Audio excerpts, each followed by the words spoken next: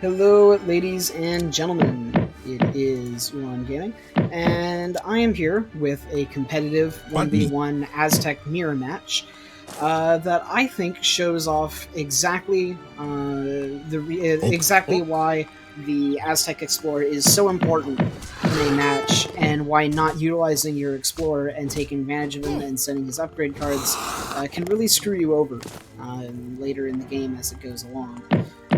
And this match, I thought, was just a perfect example of that. So that is what we will be watching. This was an Aztec mirror on the map Sonora. My opponent is Clouditzel? Cladoitzel? Cladoitzel. We're going to call him Claude. There we go. So, Claude, obviously playing Aztecs. Aztec mirror matches are kind of funny, but first, before I get into that, I do want to talk about the way that Claude is using his Explorer and his Eagle Scout. So he is pairing them together. He does, in fact, separate his Explorer, but he very nearly accidentally strikes the Jaguar first with his Eagle Scout, which would have resulted in either his Eagle Scout's death or just about his Eagle Scout's death. Now, he does get the double XP from the Eagle Scout, but it was not because he moved his Explorer away from the Jaguar. He just lucked out and managed to get the double XP that way. Similarly, for the same reason of not moving his Explorer, he didn't get the double XP for the treasure that was over here. So he's already falling behind just a little bit in the shipment game. Both of us are starting out with 3 villagers, and let's check out the decks now. So Aztec mirror matches are kind of funny because nobody rushes in an Aztec mirror. You expect Aztec to rush because that's what they're known for, but Aztec also have some pretty solid defenses in the form of all of their war huts that they can create. So generally in an Aztec mirror match, if you rush, you lose. And it's really, really funny because everybody expects Aztec to rush, and Aztec players expect each other to rush, and then in an Aztec mirror, just nobody rushes at all. it's very, very entertaining. So we will be looking at over here. I have converted a Treasure Guardian, as well as claimed a Cherokee Rifleman that was on this treasure, and you'll see me here do the exact opposite of what he was doing with his Explorer, which is to make sure that I separate my Explorer, accidentally click the treasure instead of the Guardian, and then attack first, then have everybody else attack, and move the Explorer away right before he lands the killing blow, so that everybody else can get it. And that way I got the double XP from everything. You also see this player separating his Eagle Scout from his Explorer, and this is fine, especially while your Explorer is going around taking treasures that don't have any Treasure Guardians. You can absolutely use your Eagle Scouts to scout around the map while you do that. It's a very solid idea. But you'll see later he makes a mistake where he accidentally puts his Eagle Scout too far ahead in the scouting process and ends up losing his Eagle Scout as a result. Now, to take a look at the deck, to look at my deck, this is, I do believe, this is the first time that we are seeing my strategy, my Eagle Knight Fast Fortress strategy, displayed on this channel.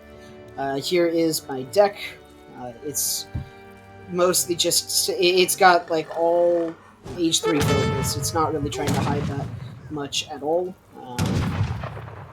And we have H3 shipments completely filled out. We have the support cards for Arrow Knights and Eagle Runners because those are going to be our primary units that we are going to be fielding. Aztec Mining is for later if we decide that... Oh, see, there we go. That was the Eagle Scout that ran through my base while the Explorer was down here. And as a result, he lost it to my Treasure Guardians. Now, continue looking at my cards. We have Aztec Mining here. Aztec Mining is a fantastic card. It boosts coin gather by 40%, increases yield by 20%, and swaps all of your wood costing units, which are the Mace Houghton, the Otungtan Slinger, and the Coyote Runner to food cost. To food coin instead of food wood. So very solid. We have all the Night Combat cards. We have Smoking Mirror. This is a card that I talked a lot about in my previous video about Aztec Micro. as well as 5 warrior priests and 8 villagers. And then we just have a couple cards in H2 to fill in, and the standard kind of Age 4 stuff you see from Aztec. I don't see enough people using this card. Everybody likes to run the Skull Knights. I personally think that unless you're going for a Skull Knight-centric Age 4, this card is generally the better card of the two. For its in terms of how much it costs and how much you gain from that. And I will go into that a little later. I think not that this game goes into each row. So here we have Claude getting to H2 first. He went up with the Elder for a War Hut Travois. He built a market, and I think he's already researched hunting dogs at this point, if I'm not mistaken. He does make some questionable decisions here. I don't know if he was super used to turtling with Aztecs. He definitely had the base building part down, just down pat. But he does send the 2 War Huts in combination with his War Hut here, and a total of plus 20% to the War Hut stats. So that is going to result in a 2,600 HP War Hut, as well as 36 attack on them. Or actually, I think it's 39 attack on them. They're pretty beefy War Huts. And he places them all along the inside of his base here, and it was very obvious he was expecting me to rush him. And that is just how Aztec mirrors go, is just nobody attacks for the first while. I'm afraid that he might rush me, so I have all of my dudes in base, and literally there's just a point in the middle where we're both just kind of setting up. But I'm rather well practiced in this, and I don't think he was quite as well practiced and versed with his strategy here. So we see him shipping the crates of 700 food. Now this was an odd one when I saw it. It could be that he just undervalues 600 coin because it's 100 coin less, but 600 coin would definitely be the preferable option here if you are planning to go for a fast fortress, just like it always is. And you can see he's pairing his 700 food with lots of coin gathered to get his macro for H3 that way, which is a little backwards, and I think a little less efficient, but I suppose it's a way to go about it. Yeah, there you can see. It's just HP, not attacks. The 33 attack. Now he's got 3 War Huts up to mine none. I ended up aging to 2 with the Chief to give my Explorer 100 extra HP and access to the swashbuckling attack early. Normally, this is not something you want to do as Aztec. When you age up, when you play as the Aztec, the swashbuckling attack is at its weakest in the second age by far. However, I wanted access to it in Age 3 because it's a very, very useful ability in Age 3 especially, and I unfortunately with this strategy I do need to forego the Chief into Age 3 to go with the Elder instead. This is what gives me 2 Noble Hut Travois. I sent the Kalmakak card and the 600 coin card. So Kalmakak is what gives us our fast age up, despite not aging up with the Messenger. So we go with the Chief, and then the Elder with Kalmakak, and we still get a fast age up, as well as a powerful swashbuckling attack in the 3rd age. You'll see its stats here in a hot second, as well as the 2 Noble Huts with their 10% HP boosts. Here are the 2 Noble Huts here. And look at the swashbuckling attack now, 195 damage. That is almost enough to one-shot Falconets. If you age with the Chief to Age 3, this does 210, and it is enough to one-shot Falconets. But obviously, in an Aztec mirror, you're not going to be fighting Falconets. So you can see I built both of my Noble Huts in base for the same reason that he went with the Elder and then shipped 2 War Huts, is because we just both are worried about aggression from the other player and know that whoever ages first loses. So now we see him going up to Age 3 as well with the Messenger.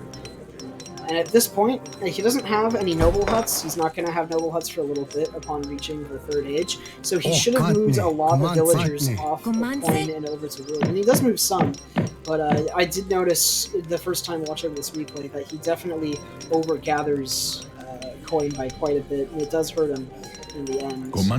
He is, of course, not going with the Chief, and he didn't go with it in the 2nd age, so he has a base level Explorer, as well as not having Smoking Mirror in his deck.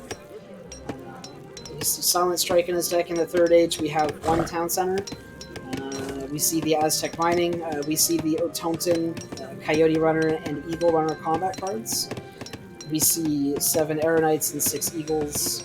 We see Night Combats, and we see 10 Coyote Runners.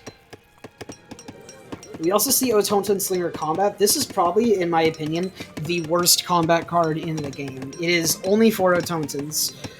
It is a 10% boost, and it is locked until the 4th age. And the Otontons have such low stats. He does make some Otontons later, we'll see. But that Otonton combat card increases them by 8 HP in grand total, and 1 attack. It is just absolutely one of the most garbage combat cards in this entire game, for certain. We see that he does have the swashbuckling attack in his stats. It's just not actually available to him because he is not aged up with the chief. And from here, he puts his explorer over on this trade post right here, and then just leaves his explorer there for the rest of the game and never uses it. Additionally, he has set his community plaza to be creating warrior priests, but he only has 1 warrior priest and no settlers working on the production, so it's taking him, as you can see, 201 seconds to get his first warrior priest out. By comparison, as I have hit my 3rd age, I did send the 9 slingers in the 2nd age on my way up, as well as trading Eagle Runner Knights, and I already have sent my 7 warrior priests as well. I accidentally clicked the wrong shipment here. I meant to go up with the 8 villagers. I do swap it in a little bit, but then after these 8 villager, I start sending this 8 villager card. You see, I switch this to Community Plaza over to Warrior Priest Production, and this gives me a decent start on my military, as well as 10 Warrior Priests and a whole lot of settlers very, very quickly in this game, and it's just something that he forewent in exchange for more infrastructure. So now we see the Explorer just peekabooing, slaying high. He's got that swashbuckler. He's got that meaty 1350 HP, so the 1250. Not that big of a difference, granted, but it's something. And now we see that the town traveler has come in. He's getting his first noble hut. This guy's infrastructure is great. Look at this perfect ring of buildings he has here. This is very difficult to push into. If nothing else, I will absolutely give Claude credit for his building placement. It was definitely on point. My buildings are a little more widespread out, but I did try to create a natural wall using the coin mine, this long noble hut here, and the 2 houses. But this right here, if you are doing a hardcore turtle, this is what your base should look like. This is absolutely beautiful. Granted, what he should also have in addition to this is more warrior priests, because he's still taking 99 seconds to make one. And now that he has 2. Yeah, look at these Otontons here. They have 8 base attack. Granted, it's more like 16 because of the way, because of their fast attack speed, and 80 HP. So this combat card, 10%. This does nothing. This does nothing for them. It's bad. It's terrible. Why would you ever run this card in your deck? I don't understand. There is going to be a little bit more available, I think. Because I did scout that he had all of these war huts, and I knew he aged up with the Elder going into 2. So I knew that with my 8 siege on my Eagle Runner Knights and my 7 siege on my Otonton Slingers, that there was no way I was going to be able to siege without Aeronites. So I waited for my Aeronite shipment to come in before I decided to push, which I definitely think was the right decision here.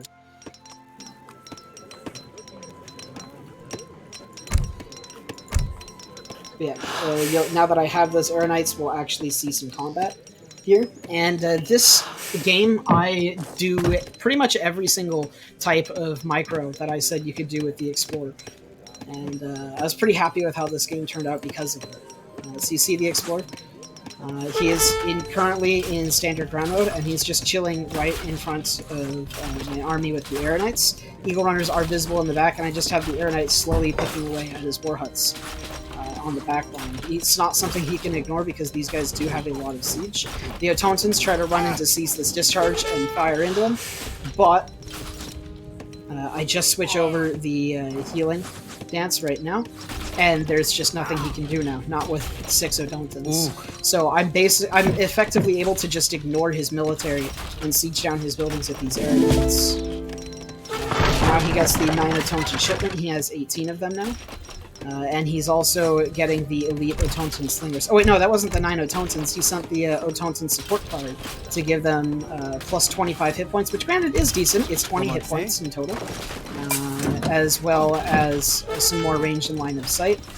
So now these guys aren't looking terrible in stats. They have 120 total HP, and they are... he just realizes after a bit that he has to try to ignore my Explorer and pick off the Air Knights. And so we just kind of have this exchange where it's back and forth, and nobody's military is particularly fighting each other. And he keeps targeting my Ceaseless Discharge because it's the closest thing, and it ends up saving my Air Knights quite a bit. You can see I sent the 9 Otontons card. These are base Otontons that definitely lose to his. And suddenly I put my Explorer in melee to try to chase away his dudes, and then I back him away just as quickly. I put him back on standard ground and switch it back over to the healing, and you can see the healing is warding off. He is slowly but surely whittling the Explorer down, but as a result, my 9 Otontons are able to just kind of pick away at his dudes, while these Arrow Knights are continuing to pelt away at his military. He has lost his noble hut up here. I start sieging his town center, which is a mistake. I should have gone for the war hut instead. But basically, I noticed my Explorer was getting low, so I just moved in my Evil Knights to scare his mass away, and then my Explorer healed like all the way back up to practically full HP. He switched his dance over to the town dance, which was a pretty good idea, honestly, because now I have to deal with a 10,000 HP town center, and he's shipping 10 coyotes from his deck. Meanwhile, my Explorer is still just casually... I'm not on the healing dance right now, but he is in that stance. And the Mace are doing their best to try to ignore him, but in doing so, they actually just walk right up to him. And so there goes that swashbuckling attack, and using that area of effect to just try to be in the way as much as physically possible.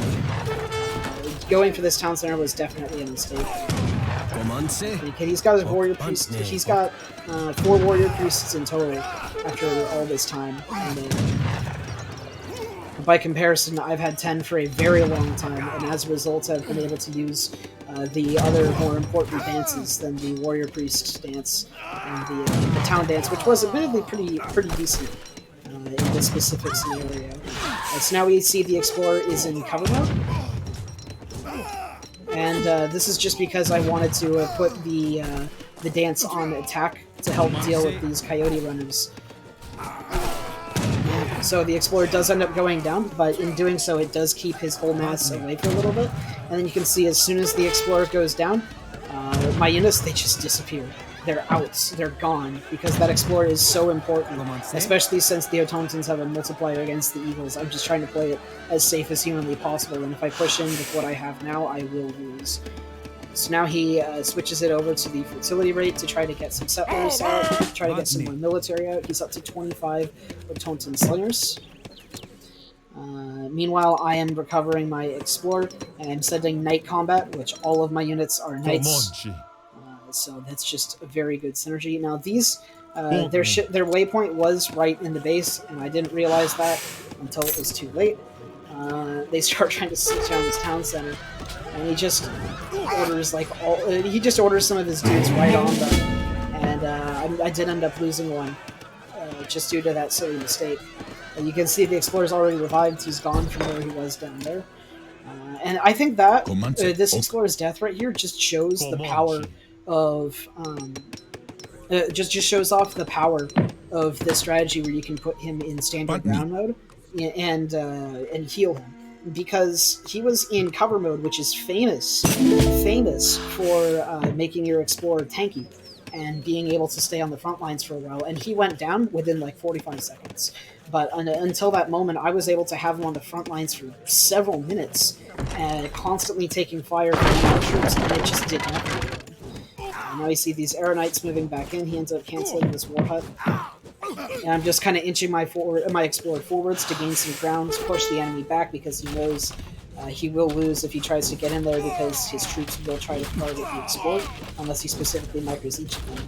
And now here I do make a mistake and almost lose my explorer foil. My explorer moved too close to the war hut and started sieging it down, so I had to back him up a little bit, and a lot of it.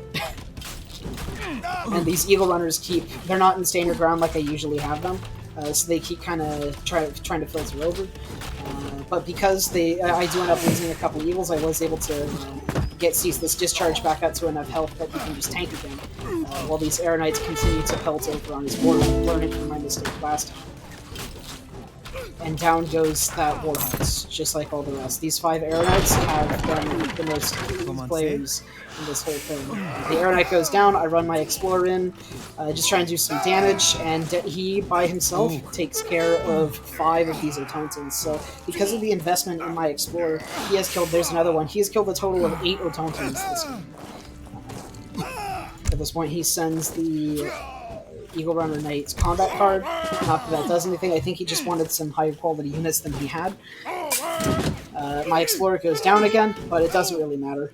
At this point, I recognize that I have enough Eagles, and I have depleted his massive Autontons with my Explorer enough that I can just move in and right-click his army while continuing to siege down this town center from the back line. He's trying to make warriors to help out with this. He uses the big button to get the Autonton pop out of his town center. And this game is just going downhill from here. You can see I do get the big button for 9 more Air Knights, but it ends up becoming redundant as the game is over before they can arrive. He pops the big button for the Jaguar Power Knights, but they don't last very long. And he's currently just on his last ropes right here, and that was the end of this game. And throughout this whole point, this Explorer never moves from this position right here. That is why your Explorer is so important, because Autontons counter Eagle Runner Knights. And but just because of Explorer Micro and investing cards and resources into your Explorer, you can easily overcome your counters. Well, not easily. You can micro and overcome your counters and outmass, and it is just... I can't express enough how important the Explorer is to Aztec. And it's when you see it's games like this where you can really see the huge difference that investing into your Explorer makes. Granted, I think I have the overall more solid build order in general, anyways, but this was a great game to showcase the problems with not investing into your Explorer. So thank you very much for joining me, ladies and gentlemen, and have a great day.